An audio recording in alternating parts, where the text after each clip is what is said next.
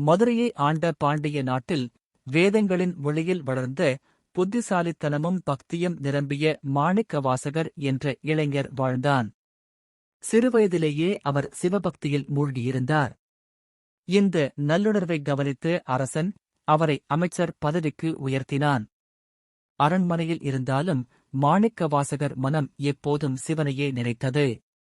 ஒருநாள் ராஜா நாட்டின் படைகளுக்கு குதிரைகள் வாங்க பெரும் பொக்கிஷத்தை ஒப்படைத்து அவரை பயணிக்கச் செய்தான்.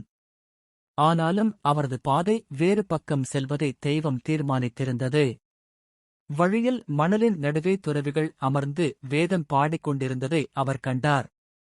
அவர்களில் ஒருவர் முகத்தில் ஒளிவீசி புன்னகை செய்தார். அந்த புன்னகை மாணிக்கவாசகரின் உள்ளத்தை அசைத்தது. கண்கள் நீரோடு பொங்க, மனது உருக, மர்மமான எழுப்பு அவரை அந்த துறவியரிடம் கூட்டிச் சென்றது. அவரை பார்த்ததும் மாணிக்கவாசகர் உணர்ந்தார், இது சாதாரண துறவி அல்ல, தெய்வீக தேவாதி தேவனாகிய சிவபிரானே மனித வடிவில் வந்திருக்கிறார். அந்தக் காட்சி அவரின் உயிரையே மாற்றியது.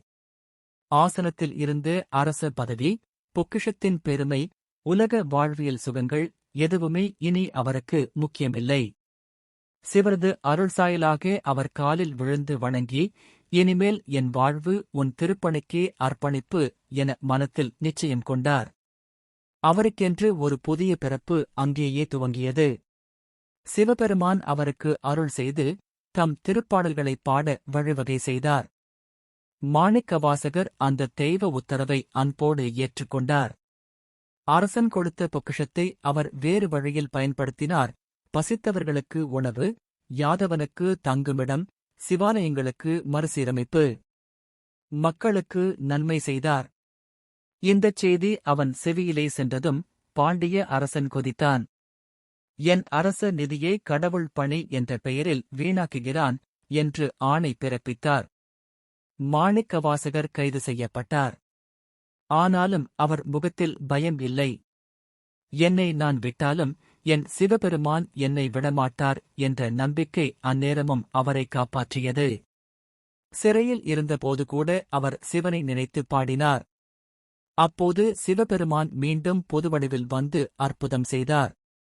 அரசன் வேண்டிய குதிரைகள் அனைத்தும் உருவாகி மாணிக்கவாசகருக்கு ஏற்பட்ட குற்றச்சாட்டு முற்றிலும் மறைந்தது. அவன் தவறை உணர்ந்து அரசன் மாணிக்கவாசகரிடம் மன்னிப்பு கேட்டான். ஆனால் மாணிக்கவாசகர் இனி அரசரின் அரண்மனைக்கு திரும்பவில்லை. ஏனெனில் அவர் உள்ளம் முழுவதும் சிவபக்தியால் நிரம்பியிருந்தது. உலக புகழை நாடாமல் உள்ளங்கவரும் இறைவனை மட்டுமே நாடினார். பயணம் தொடர்ந்தபோது அவர் கண்ட தலங்களிலும் தெய்வ மகிமை பாடல்களாக பொங்கியது. இந்தப் பாடல்களின் சக்தி மனித உள்ளத்தை நெகிழச் செய்தது. அங்கே எழுதப்பட்ட அந்த மொழிகளே பின்னாளில் திருவாசகம் என அழைக்கப்பட்டது. திருவாசகத்தில் எழுந்து ஒவ்வொரு வரியும் பக்தியின் வார்த்தை அல்ல, அது எழுந்துதான் சிவனிடம் ஒப்புக்கொள்கிற ஒரு மனித உள்ளத்தின் சதை உணர்வு. என் தந்தையே, என் வாழ்வை நீயே எடுத்துக்கொள் என்ற எண்ணத்தில் நனைந்த சொற்கள்.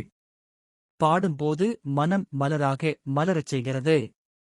படிக்கும்போது கண்ணில் நீர் வழியச் செய்கிறது. ஒருநாள் பயணத்தின் போது சிவபெருமான் அவனை தன் புனித தலமான அவுட்டியார் கோயிலுக்கு அழைத்தார். அங்கே அவர் இறைவனில் முழுவதும் கலந்தார். உடல் காணாமல் போனாலும் அவர் விட்டுச் சென்ற பக்தியின் குரல் திருவாசகம் இன்றுவரை நம் நெஞ்சில் உயிர் பெற்று வாழ்கிறது. திருவாசகத்திற்கு உருகாதார் ஒரு வாசகத்திற்கும் உருகார் என்பது உண்மையாக எப்போது புரியும் தெரியுமா? ஒருமுறை இதை மனவளத்தில் வைத்து படிக்கும்போது மாணிக்கவாசகரின் ஒவ்வொரு உச்சுவாசத்திலும் சிவபெருமான்தான். அவரின் வாழ்வில் இறைவன் மட்டுமே முழுமை. அந்த அளவிற்கு அவரின் பாடல்களில் காதல், கருணை, எளிமை கலந்துள்ளது. இந்த புனிதமான பாடல்களை நாம் படிக்கும் ஒவ்வொரு தருணமும் சிவரது அருள் நம் உள்ளத்தில் மலர்கிறது. இதை படிக்கும் நெஞ்சே புனிதம் ஆகிறது.